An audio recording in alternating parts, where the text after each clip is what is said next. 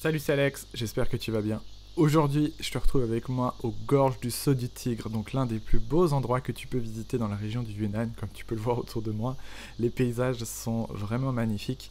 Donc ce que je te propose dans cette vidéo, c'est de te faire découvrir un petit peu l'endroit avec moi.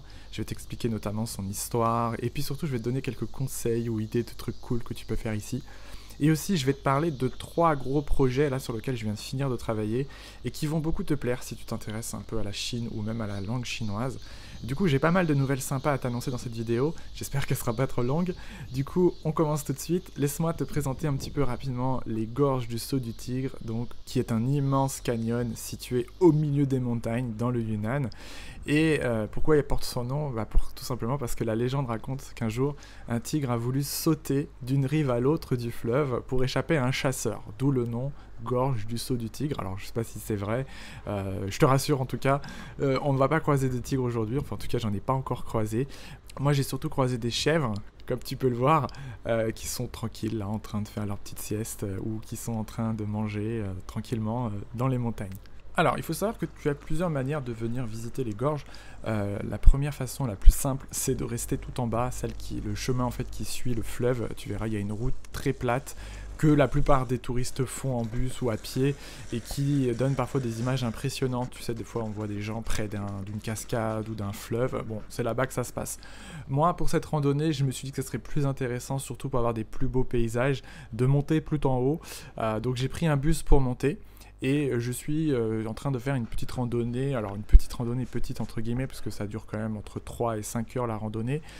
Mais franchement, tu peux venir en bus tout en haut et comme ça profiter de paysages plus jolis. T'en as même qui vont carrément faire les treks sur plusieurs jours, qui vont jusqu'en haut de la montagne et qui dorment tout en haut et qui redescendent le lendemain. Bon, malheureusement, demain il prévoyait de la pluie, donc je me suis dit que ce serait pas une très bonne idée d'aller tout en haut. Enfin, en tout cas pour dormir, parce que après pour redescendre avec la pluie, c'est un peu galère. Comme tu peux voir, les chemins sont assez étroits et surtout c'est de la terre. C'est de la terre assez glissante, donc c'est un peu dangereux. D'ailleurs, parlons un petit peu de la sécurité ici. En vérité, on entend un petit peu tout et n'importe quoi ici sur les gorges du Saut du Tigre. J'ai lu sur internet que certains disaient que c'était très très dangereux, d'autres disaient qu'au contraire c'était très facile. En fait, la réalité, moi, mon ressenti personnel, c'est que c'est pas très difficile si tu as de l'entraînement et que tu as l'habitude de randonner, notamment sur les montagnes en France. Personnellement, moi je trouve pas que la randonnée est très difficile, même si c'est vrai que c'est certains passages qui sont assez dangereux parce que c'est proche du vide. C'est ça finalement le seul danger qu'il y a, c'est tu peux glisser assez facilement. Et l'autre vrai danger que j'ai vu pendant la rando, c'est surtout les touristes. Surtout les touristes chinois qui prennent des photos pendant 20 minutes, par exemple sous la cascade, là tu vois, regarde, ils bloquent tout le monde. En fait, c'est ce qu'on appelle des Wanhong. Wanhong, ça veut dire influenceur en chinois, donc c'est les personnes qui vont créer du contenu, notamment sur les réseaux comme TikTok et quoi, et qui prennent en fait des vidéos ou des photos pendant parfois plus d'une demi-heure et qui vont bloquer tout le monde comme ça fait des bouchons. Surtout que c'est un endroit très touristique, évidemment, donc très fréquenté. Donc là, tu vois, par exemple, tu as la meuf qui est en train de bloquer tout le monde pendant 20 minutes. C'est ça finalement le danger, c'est que ça crée des bouchons, les gens peuvent se pousser et après, tu peux facilement glisser. Donc si j'avais qu'un seul conseil à te donner, si un jour tu prévois de venir ici, c'est prends les chemins qui montent. En Chine, plus ça monte, moins il y a de monde. C'est simple, ça marche pour tous les endroits touristiques, en particulier celui-là. Ok, maintenant je voulais te parler un petit peu des différents projets et notamment des nouvelles, des petites choses que je t'ai préparées pour la fin de ces vacances. Bon, déjà, c'est la fin de mon petit trip dans le Yunnan. Ça a été une saison plus courte que l'année dernière, si tu as suivi un petit peu mes vlogs à Shanghai et à Nanking, mais également plus intense. On a visité plus d'endroits et surtout, j'ai pris un peu plus de temps pour travailler ces petites capsules vidéo, d'où le rythme un peu plus lent que d'habitude. Dis-moi si ça t'a plu ou pas d'ailleurs dans les commentaires, ça m'intéresse d'avoir ton avis. Normalement, la suite logique dans un voyage dans le Yunnan, c'est Shangri-La, c'est la ville qui est plus dans les montagnes, proche du Tibet. Malheureusement, cette année, je ne vais pas avoir le temps d'y aller parce que j'ai un spectacle de mes enfants bientôt et j'ai promis que je serai présent, donc je vais devoir un peu écourter mon séjour. Mais pour me faire pardonner, je t'ai préparé un petit guide voyage spécial Yunnan dans la description de la vidéo, tu peux le récupérer gratuitement. Je t'ai préparé notamment plusieurs itinéraires en fonction du temps qu'il fait, en fonction du nombre de jours que tu as. Tu verras, je t'ai préparé différents petits itinéraires.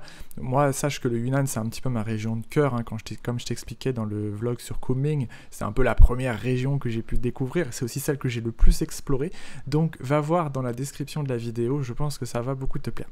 Deuxième chose importante que je voulais te dire, c'est qu'aujourd'hui, c'est la fin de notre petit challenge de chinois, que je t'annonçais également dans le vlog sur Kunming, et je voulais dire quelques mots, parce que franchement, j'ai été vachement impressionné par certains étudiants, notamment ceux qui travaillaient 4-5 heures par jour parfois.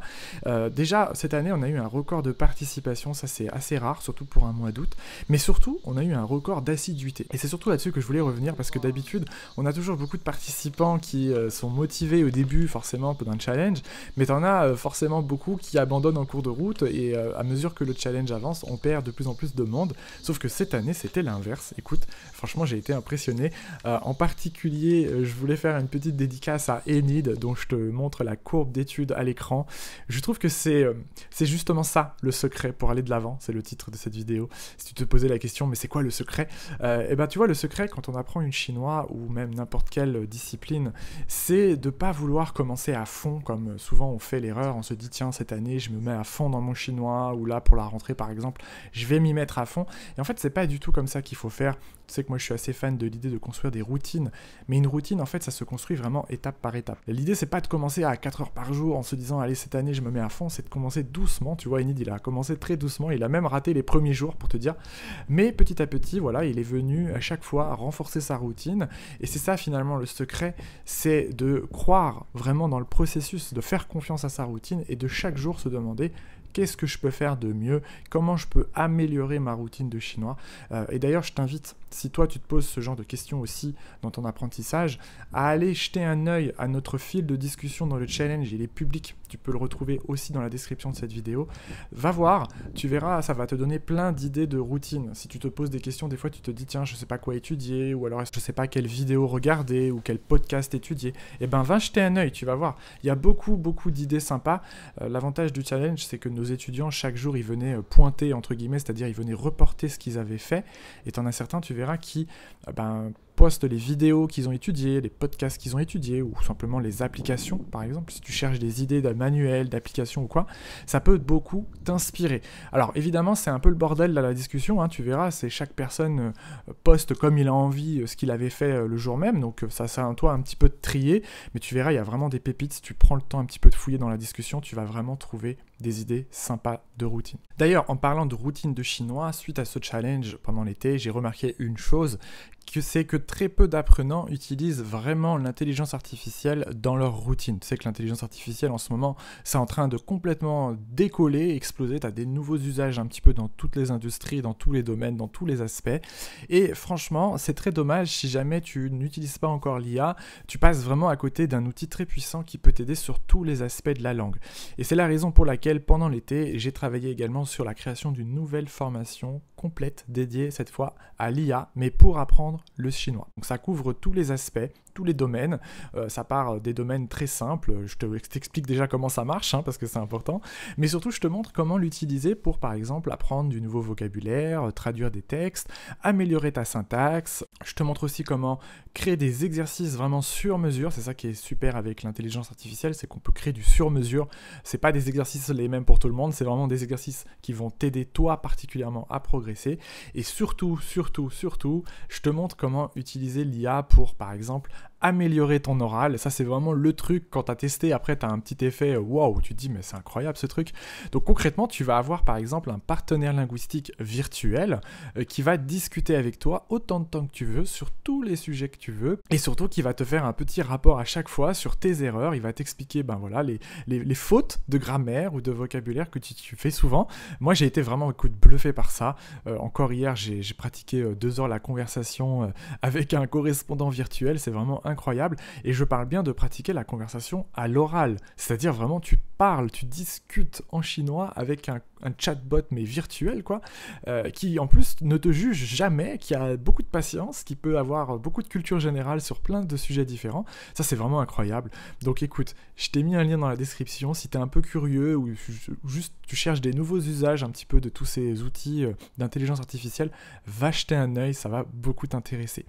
Voilà, c'est la fin de cette petite saison de vlog. J'espère que ça t'a plu, même si elle a été un petit peu plus courte que l'année dernière. J'espère que ça t'a donné en tout cas envie de découvrir le Yunnan, qui est ma région de cœur en Chine. Donc j'espère que ça t'a donné envie d'aller la découvrir également.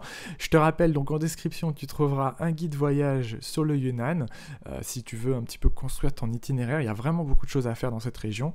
Je t'ai mis également le lien vers le fil de discussion de notre challenge pendant l'été, mais même s'il est terminé aujourd'hui, va quand même jeter un œil, ça peut te donner des idées, en tout cas de nouvelles manières d'apprendre ou des nouvelles ressources à utiliser aussi, tu verras.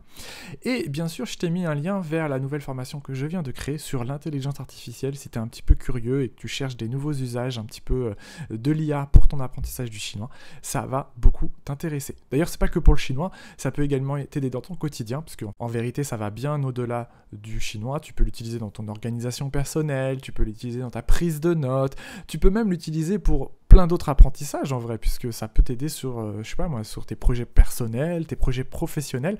Donc ça peut t'aider également là-dessus. Va jeter un œil, ça va beaucoup te plaire.